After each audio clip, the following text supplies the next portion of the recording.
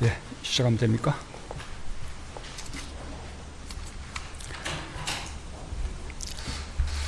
하루에 400명대까지 늘어났던 코로나19 국내 감염 확진자 수가 이후 4일 동안 300명대로 줄었습니다.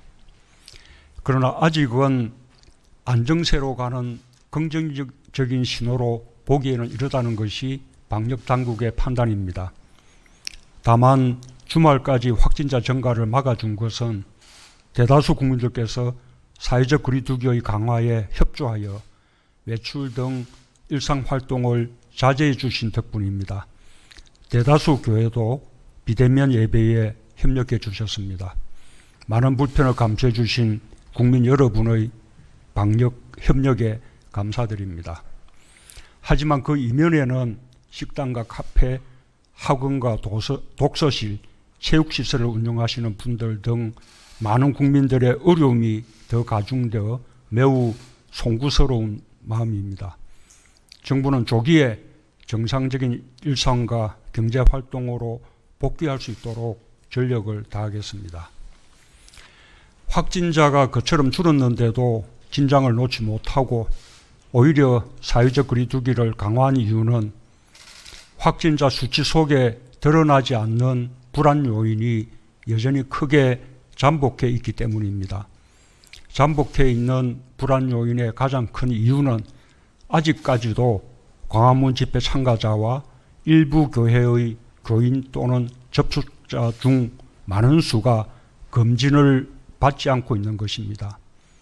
그릇된 신념이나 가짜뉴스 또는 정부에 대한 반대 때문일지 모르지만 그 때문에 많은 국민들의 노력이 허사가 되고 민생 경제의 어려움이 더 가중되는 등 국민들이 입는 피해가 너무나 큽니다. 매우 안타까운 일입니다.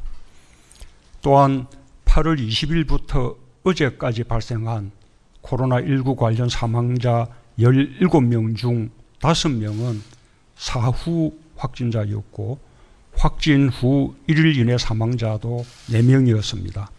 확진자 중 고령자 비율이 매우 높은 데다 검진이 늦어지고 있는 탓입니다.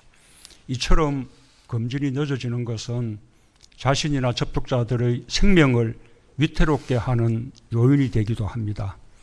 원할 경우 익명검사도 허용하고 있는 만큼 방역당국의 신속한 검사 안내에 협조하고 조금이라도 의심이 들면 자발적으로 검사를 받아 검진과 치료의 적기를 놓치지 않도록 해주실 것을 간곡히 당부드립니다. 이 엄중한 국면에 의료계가 집단적인 진료 거부를 중단하지 않아 대단히 유감입니다. 지금처럼 국민에게 의사가 필요한 때가 없습니다. 정부는 코로나가 위중한 상황에서 의료 공백만은 막아야 한다는 일념으로 여러 차례 양보안을 제시했고 합의가 이루어져 해결이 되는 것처럼 보이기도 했습니다. 그 경과와 그에 대한 정부의 입장은 정부가 따로 발표했기 때문에 제가 되풀이하지 않겠습니다.